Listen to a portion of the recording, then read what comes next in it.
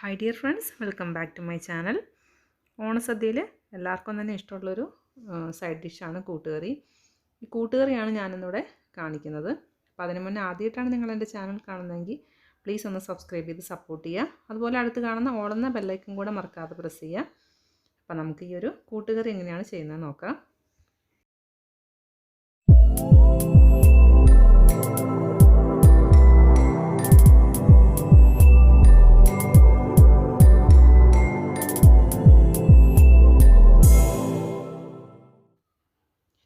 കൂട്ടുകറിയിലേക്ക് വേണ്ടിയിട്ട് ഞാനിവിടെ എടുത്തിരിക്കുന്നത് കടലയാണ്. ഇതിപ്പോൾ ഒരു അര കപ്പ് കടലയുണ്ട്. ഒരു 8 മണിക്കൂർ നന്നായിട്ട് കുതിർത്തിട്ട് കഴുകിയെടുത്ത് വെച്ചിരിക്കുന്നതാണ്. ഇതാദ്യം നമുക്കൊന്ന് വേവിച്ചെടുക്കാം. അതിന് വേണ്ടിയിട്ട് ഞാനിവിടെ ഒരു കുക്കറിലേക്ക് മാറ്റിയിട്ടുണ്ട്. ഇതിലേക്ക് ഒരു നുള്ള് മഞ്ഞൾപ്പൊടി ചേർത്ത് കൊടുക്കാം. പിന്നെ ഒരു 1/4 ടീസ്പൂൺ മുളക് പൊടി, പിന്നെ ഒരല്പം ഉപ്പ്, ഇനി ഒരല്പം വെള്ളം കൂടെ ചേർത്ത് കൊടുക്കാം. എന്നിട്ടിത് നമുക്ക് നന്നായിട്ടൊന്ന് വേവിച്ചെടുക്കണം. അപ്പോൾ ഞാനിവിടെ ഹൈ ഫ്ലെയിമിൽ ഒരു വിസിലും പിന്നെ ഒരു ലോ ഫ്ലെയിമിലേക്ക് മാറ്റിയിട്ട് ഒരു 15 മിനിറ്റും കൂടെ കൊടുത്തിട്ടാണ് ഞാനിത് വേവിക്കുന്നത്. എന്നിട്ട് പ്രഷറെല്ലാം പോയിട്ട് വേണം തുറക്കാനായിട്ട്. അപ്പോൾ കടല ഇപ്പോൾ ഇവിടെ നന്നായിട്ട് വെന്തിട്ടുണ്ട്. ഇനി ഇത് നമുക്ക് മാറ്റി വയ്ക്കാം. ഇനി ഇതിലേക്ക് വേണ്ടിയിട്ടുള്ള പച്ചക്കറികൾ വേവിച്ചെടുക്കാം. ഞാനിവിടെ എടുത്തിരിക്കുന്നത് ഒരു കപ്പ് കുമിച്ച് 250 ml കപ്പാണ്. ഒരു കപ്പ് കുമിച്ച് ചേന എടുത്തിട്ടുണ്ട്. ചെറിയ ചെറിയ പീസായിട്ട് കട്ട് ചെയ്തിട്ടുണ്ട്. ഇനി ഇതിലേക്ക് ഞാൻ അതുപോലെ തന്നെ ഒരു കപ്പ് ഏത്തക്കായ ചെറുതാക്കി കട്ട് ചെയ്തെടുത്തിട്ടുണ്ട്. അതുകൂടെ ചേർത്ത് കൊടുക്കാം. ഇത് രണ്ടും അരിഞ്ഞിട്ട് ഒന്ന് വെള്ളത്തിലിട്ട് വയ്ക്കണം. ഇതിലേക്ക് ഒരു 1/4 ടീസ്പൂൺ മഞ്ഞൾപ്പൊടി ഇട്ട് കൊടുക്കാം. ഒരു അര ടീസ്പൂൺ മുളക് പൊടി, പിന്നെ ഒരല്പം ഉപ്പ്, പിന്നെ ഇതിലേക്ക് വേവാനായിട്ട് ആവശ്യമുള്ള വെള്ളം കൂടെ ചേർത്ത് കൊടുക്കണം. എന്നിട്ടിത് നന്നായിട്ടൊന്ന് വേവിച്ചെടുക്കാം. ഇതിലേക്ക് ഞാനൊരല്പം കറിവേപ്പില കൂടെ ചേർത്ത് കൊടുക്കുകയാണ്. അത് അവിടെ നന്നായിട്ട് തിളച്ച് വന്നിട്ടുണ്ട്. ഇനി നമുക്കിതൊന്ന് അടച്ച് വെച്ചിട്ടൊരു ലോ ഫ്ലെയിമിലിട്ട് വേവിച്ചെടുക്കാം. ഇടയ്ക്ക് തുറന്ന് നോക്കുക. വെള്ളം ആവശ്യമുണ്ടെങ്കിൽ ഒഴിച്ചു കൊടുക്കുക. ഇതിപ്പോൾ മൺചട്ടി ആയതുകൊണ്ട് തന്നെ പെട്ടെന്ന് അടി പിടിക്കാൻ ചാൻസ് ഉണ്ട്. അത് മാത്രമല്ല ഏത്തക്കായ ആകുമ്പോൾ അടി പിടിക്കാൻ ചാൻസ് കൂടുതലാണ്. അപ്പോൾ ഇടയ്ക്കിടയ്ക്കൊന്ന് തുറന്ന് നോക്കിയിട്ട് ഇളക്കി കൊടുക്കണം. നമുക്കിതിലേക്ക് വേണ്ടിയിട്ട് കുറച്ച് അരപ്പ് റെഡിയാക്കി എടുക്കാം. അപ്പോൾ അതിനുവേണ്ടി ഞാൻ 3/4 കപ്പ് തേങ്ങ എടുത്തിട്ടുണ്ട്.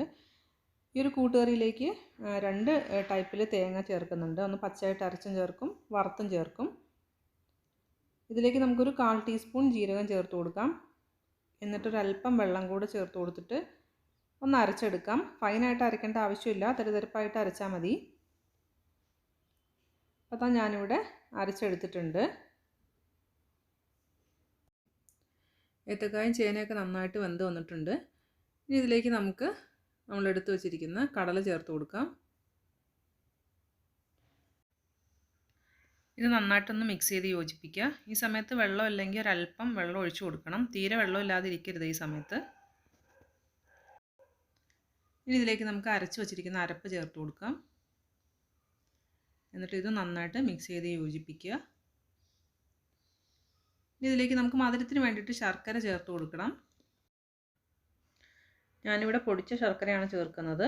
അതൊരു ആദ്യം കുറച്ച് ചേർത്തിട്ട് പിന്നീടാണ് ഞാൻ നോക്കിയിട്ടാണ് ചേർത്ത് കൊടുത്തിരിക്കുന്നത്. അപ്പോൾ ഇപ്പോൾ ആദ്യം ഒരു 1.5 ടേബിൾ സ്പൂൺ ചേർത്തിട്ട് പിന്നീട് 1 ടേബിൾ സ്പൂൺ കൂടി ചേർത്തിട്ടുണ്ട്. അപ്പോൾ ഒരു മൊത്തത്തിൽ 2.5 ടേബിൾ സ്പൂൺ. അപ്പോൾ നിങ്ങൾക്ക് വേണമെങ്കിൽ കൂട്ടി കൊടുക്കാം. അപ്പോൾ കല്ലുള്ള ശർക്കരയാണെങ്കിൽ ഉരുക്കി അരിച്ചിട്ട് വേണം ചേർക്കാനായിട്ട്.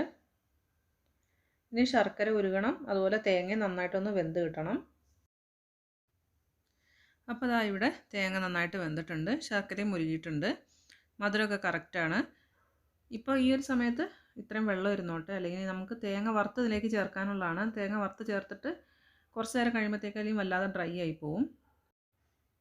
ഇനി ഇതിലേക്ക് വേണ്ടിയിട്ട് കുറച്ച് തേങ്ങ വറുത്തെടുക്കാം. അതിന് വേണ്ടിയിട്ട് ഞാനിവിടെ ഒരു 3 ടേബിൾ സ്പൂൺ വെളിച്ചെണ്ണ ഒന്ന് ചൂടാക്കുകയാണ്. വെളിച്ചെണ്ണ നന്നായിട്ട് ചൂടായി കഴിയുമ്പോൾ ഇതിലേക്ക് 1 ടീസ്പൂൺ കടുക് ഇട്ട് കൊടുക്കാം. കടുക് നന്നായിട്ട് പൊട്ടി വരുന്ന സമയത്ത് 1 ടീസ്പൂൺ ഉഴുന്നുപരിപ്പ് ഇട്ട് കൊടുക്കാം. ഇതിൻ്റെ കൂടെ ഒരു 2 വറ്റൽമുളക് കൂടെ ഇട്ട് കൊടുക്കാം. അപ്പോൾ ഉഴുന്നുപരിപ്പ് നന്നായിട്ട് ഇതുപോലെ ഒന്ന് ചുമന്ന് വരണം. ഞാനിതിലേക്ക് ഒരു 1/4 ടീസ്പൂൺ ജീരകം കൂടെ ചേർക്കുന്നുണ്ട്. ഇത് കടുക് പൊട്ടിക്കഴിയുമ്പോൾ തന്നെ ഇടണ്ടായിരുന്നു, ഞാൻ വിട്ടുപോയതാണ്. ഇനി ഇതിലേക്ക് ഒരു തണ്ട് കറിവേപ്പില കൂടെ ചേർത്ത് കൊടുക്കാം. ഇനി ഇതിലേക്ക് നമുക്ക് തേങ്ങ ചേർത്ത് കൊടുക്കാം. അപ്പോൾ ഞാനിവിടെ ഒരു ഇടത്തരം തേങ്ങയാണ് എടുത്തത്. അതിൽ നിന്ന് എനിക്കൊരു 2.5 കപ്പ് തേങ്ങ കിട്ടി. അപ്പോൾ തേങ്ങ ഞാൻ വറക്കാൻ ഉപയോഗിക്കുന്നത് 1.25 കപ്പും പിന്നെ ഒരു 1/4 കപ്പാണ് ഞാൻ ആദ്യം അരച്ച് ചേർത്തത്. അപ്പോൾ നമുക്ക് തേങ്ങ ഇതിലേക്ക് ചേർത്ത് കൊടുക്കാം. ഇനി ഈ തേങ്ങ നന്നായിട്ടൊന്ന് വറുത്തെടുക്കണം. അപ്പോൾ ഞാനിവിടെ തേങ്ങയുടെ വെള്ളം വലിയുന്നത് വരെ ഹൈ ഫ്ലെയിമിൽ തന്നെ ഇട്ടാണ് വറുക്കുന്നത്. അപ്പോൾ നമ്മൾ കൈയെടുക്കാതെ ഒന്ന് മിക്സ് ചെയ്ത് കൊടുത്തുകൊണ്ടേ ഇരിക്കുക. വെള്ളം വലിഞ്ഞു കഴിയുമ്പോൾ അതൊരു ലോ ഫ്ലെയിമിലേക്ക് മാറ്റുക. ലോ ഫ്ലെയിമിലാണെങ്കിലും ഇടയ്ക്കിടയ്ക്ക് ഇതുപോലെ മിക്സ് ചെയ്ത് കൊടുത്തുകൊണ്ടേ ഇരിക്കണം, അല്ലെങ്കിൽ എല്ലാം ഒരേപോലെ വറുത്ത് കിട്ടില്ല. അപ്പോൾ അതാ ഇവിടെ തേങ്ങ നന്നായിട്ട് വറുത്തെടുത്തിട്ടുണ്ട്. തേങ്ങ കത്തിപ്പോവാതെ വറുക്കണം, അല്ലെങ്കിൽ കറിയുടെ ടേസ്റ്റ് ആകെ മാറിപ്പോവും. ഇനി ഇതിലേക്ക് നമുക്ക് 1 ടീസ്പൂൺ കുരുമുളക് പൊടി ചേർത്ത് കൊടുക്കാം. കുരുമുളക് പൊടി ചേർക്കുന്നത് ഫ്ലെയിം ഓഫ് ചെയ്തിട്ട് ചേർത്താൽ മതി. തേങ്ങയ്ക്ക് ചൂടുണ്ട്, അതുകൊണ്ട് തന്നെ കുരുമുളക് പൊടി ചൂടായിക്കോളും. അപ്പോൾ നന്നായിട്ട് മിക്സ് ചെയ്ത് യോജിപ്പിച്ചിട്ട് നമുക്കിത് നമ്മൾ വേവിച്ച് വെച്ചിരിക്കുന്ന കൂട്ടിലേക്ക് ചേർത്ത് കൊടുക്കാം. ഞാനിവിടെ തേങ്ങ വറുത്തത് കൂട്ടിലേക്ക് ചേർത്ത് കൊടുക്കുകയാണ്.